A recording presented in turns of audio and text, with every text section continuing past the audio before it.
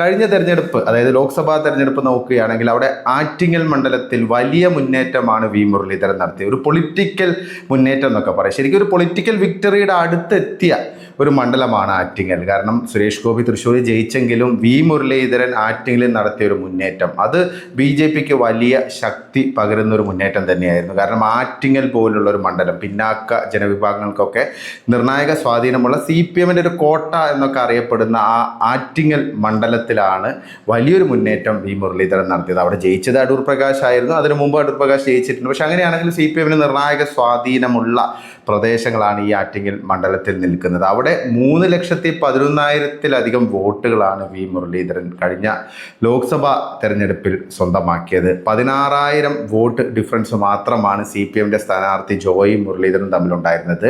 അടൂർ പ്രകാശ് ജയിച്ചതാണെങ്കിൽ 17,000 വോട്ടുകൾക്ക്. അതുമാത്രമല്ല, വി മുരളീധരന് മുമ്പ് ശോഭാ സുരേന്ദ്രൻ അവിടെ മത്സരിച്ചപ്പോൾ 2,48,000 വോട്ടുകൾ ലഭിച്ചിരുന്നു. അതൊരു വലിയ മുന്നേറ്റമായിരുന്നു. അതിനേക്കാൾ ഉപരിയായിട്ടുള്ള ഒരു മുന്നേറ്റം നടത്താൻ വി മുരളീധരന് കഴിഞ്ഞ തെരഞ്ഞെടുപ്പിൽ സാധിച്ചു എന്നുള്ളതാണ്. അപ്പോൾ ഇതാണ് ഇത്തവണ കഴക്കൂട്ടത്ത് ഒരു നിർണായക ഘടകമായി മാറുന്നത്.